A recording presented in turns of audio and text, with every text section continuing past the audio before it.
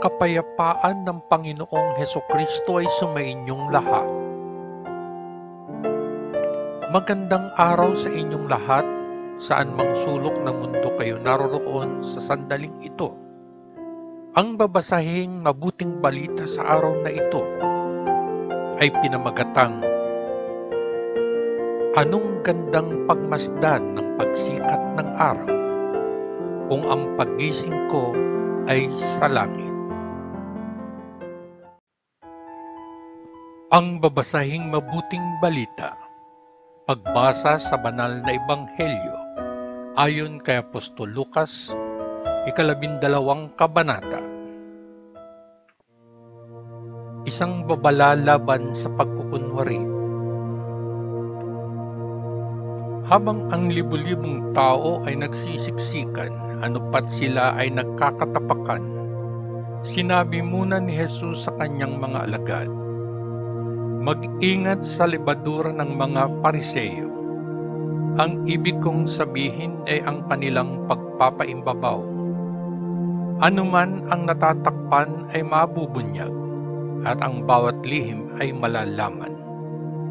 Kung gayon, anuman ang inyong sinabi sa dilim ay maririnig sa liwanag ng araw.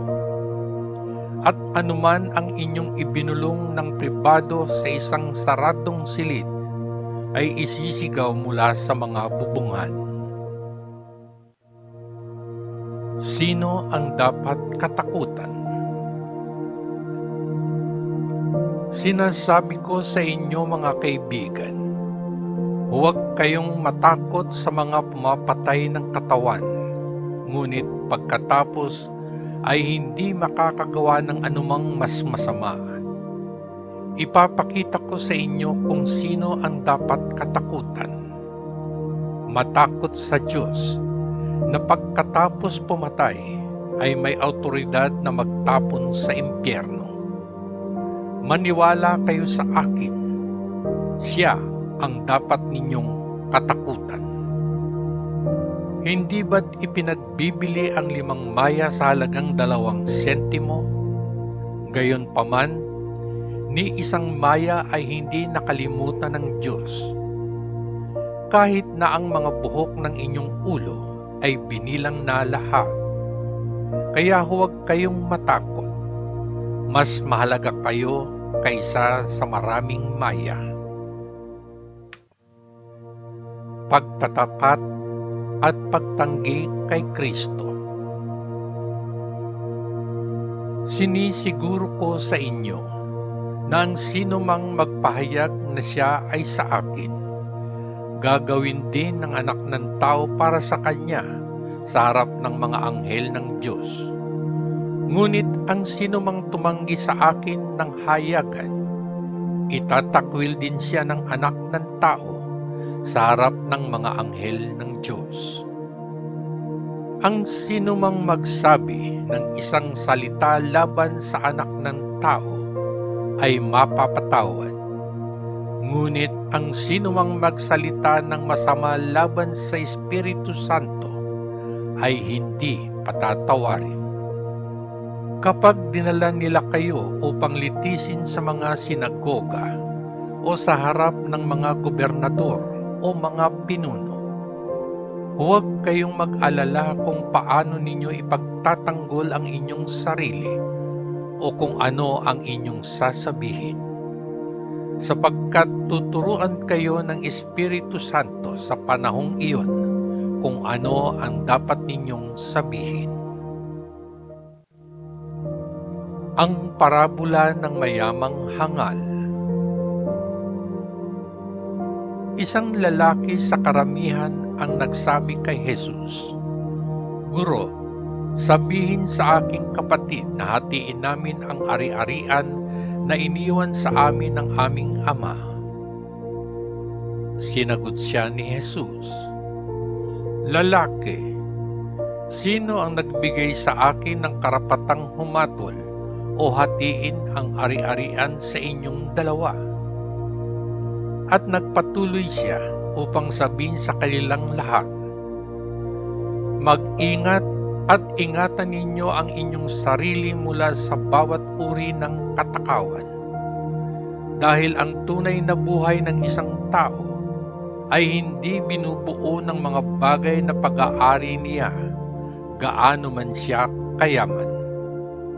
Pagkatapos ay sinabi ni Jesus sa kanila ang talinghagang ito. Minsan ay may isang mayamang tao na may lupain na may magagandang pananim. Nagsimula siyang mag-isip sa sarili, wala akong lugar para maitago ang lahat ng aking pananim. Ano ang magagawa ko? Ito ang gagawin ko, sabi niya sa sarili. Gigibain ko ang aking mga kamalig at magtatayo ako ng mas malalaki, kung saan itatabi ko ang mga butil at lahat ng iba ko pang mga pag-aari. Tapos sasabihin ko sa sarili ko, mapalad na tao, nasa iyo ang lahat ng magagandang bagay na kailangan mo sa loob ng maraming taon. Magpahinga ka, kumain, uminom at magsaya. Ngunit sinabi sa kanya ng Diyos, hangal ka. Sa mismong gabing ito, kailangan mong isuko ang iyong buhay. Kung gayon, sino ang kukuha ng lahat ng mga bagay na ito na iningatan mo para sa iyong sarili? At nagtapos si Jesus, ganito ang mga nag-iipon ng kayamanan para sa kanilang sarili, ngunit hindi mayaman sa paningin ng Panginoon. Magtiwala sa Diyos. Pagkatapos ay sinabi ni Jesus sa mga alagad, at kaya sinasabi ko sa inyo na huwag mag-alala tungkol sa pagkain na kailangan ninyo upang manatiling buhay o tungkol sa mga damit na kailangan ninyo para sa inyong katawan. Ang buhay ay higit na mahalaga kaysa pagkain, at ang katawan ay higit na mahalaga kaysa damit. Tingnan ang mga uwak. Hindi sila nagtatanim ng mga buto o nag-iipon ng ani. Wala silang mga silid na imbakan o kamalig. Pinakakain sila ng Diyos. Mas mahalaga kayo kaysa sa ibon. Maaari bang madugtungan ng kaunti ang inyong buhay sa pag-aalala tungkol dito?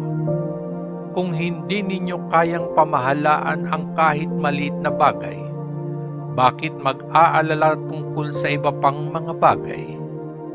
Tingnan kung paano lumalaki ang mga ligaw na bulaklak.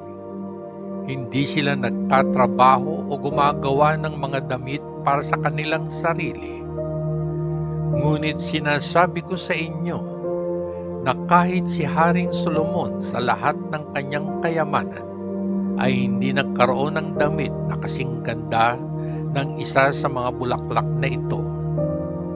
Ang Diyos ang nagdadamit sa ligaw na damo. Damo na naririto ngayon at mawawala bukas, nasusunog sa hurno. Hindi ba masigurado na bihisan niya kayo?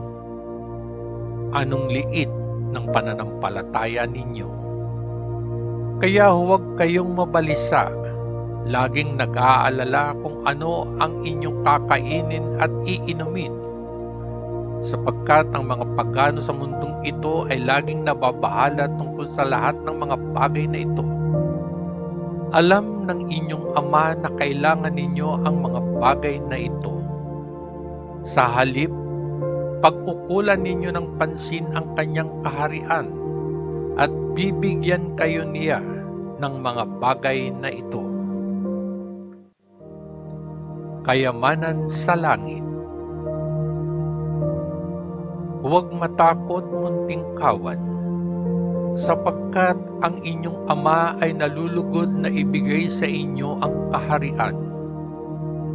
Ipagbili ang lahat ng inyong ari-arian at ibigay ang pera sa mga mahihirap.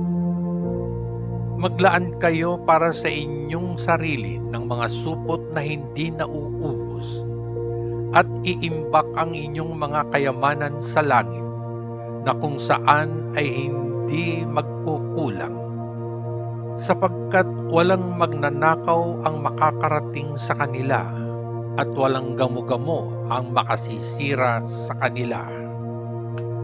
Sapagkat ang inyong puso ay laging naroroon kung saan naroroon ang inyong kayamanan. Mapagbantay na mga lingkod,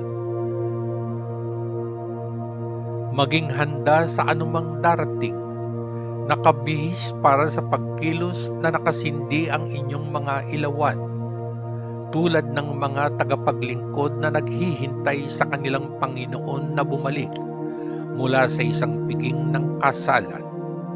Kapag dumating siya at kumatok, kaagad nilang bubuksan ang pinto para sa kanya.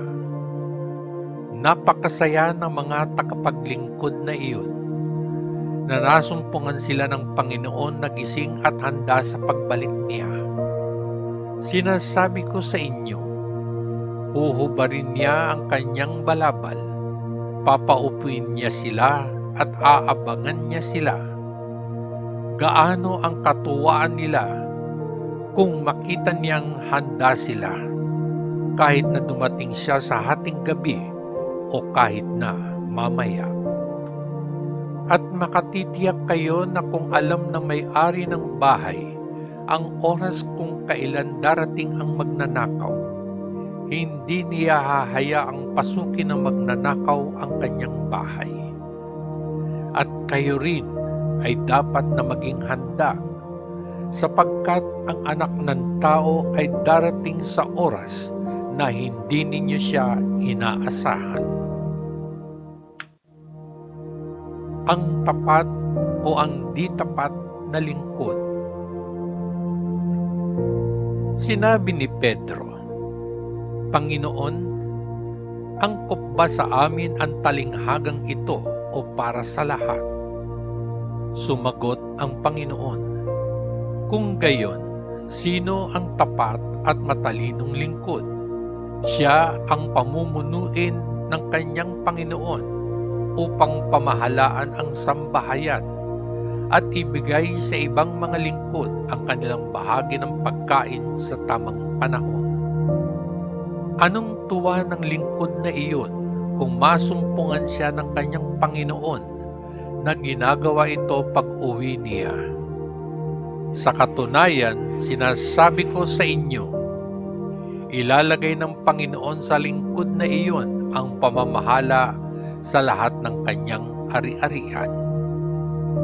Ngunit kung ang lingkod na iyon ay magsabi sa kanyang sarili na ang kanyang Panginoon ay matagal bago bumalik, at kung sinimulan niyang bugbugin ng ibang mga lingkod, ang mga lalaki at mga babae, at kumain at uminom at maglasing, sa oras na iyon ay babalik ang Panginoon isang araw na hindi siya inaasahan ng lingkod at sa panahong hindi niya alam. Pipira-pirasuhin siya ng Panginoon at gagawin siyang kabahagi sa kapalaran ng mga masuwayin. Ang lingkod na nakakaalam kung ano ang nais ng kanyang Panginoon, ngunit hindi inihanda ang kanyang sarili at gawin ito, ay parurusahan ng isang mabigat na paglalatigo. Ngunit ang lingkod na hindi nalalaman kung ano ang nais ng kanyang Panginoon at gayon paman ay gumawa ng isang bagay na nararapat ng paghagupit sa kanya, ay parurusahan ng isang magaang na paglalatigo. Marami ang inaasahan mula sa taong pinagkalooban ng marami, higit pa ang kailangan mula sa taong pinagkalooban ng higit pa. Jesus ang dahilan ng pagkakabahagi. Ako ay naparito upang pag-alabin ng mundo at sana'y nagningas na ito. Mayroon akong bautismo na tatanggapin at gaano ako nababagabag hanggang sa matapos ito. Sa palagay mo ba, ako ay naparito upang magdala ng kapayapaan sa mundo? Hindi. Hindi kapayapaan, ngunit pagkakahati. Mula ngayon, ang isang pamilyang may 5 ay mahahati. 3 laban sa 2 at 2 laban sa 3. Ang mga ama ay magiging laban sa kanilang mga anak, at ang mga anak ay laban sa kanilang mga ama. Ang mga ina ay magiging laban sa kanilang mga anak na babae, at ang mga anak na babae ay laban sa kanilang mga ina. Ang mga biyanan ay magiging laban sa kanilang mga manugang, at ang mga manugang na babae ay laban sa kanilang mga biyanang babae. Pag-unawa sa oras.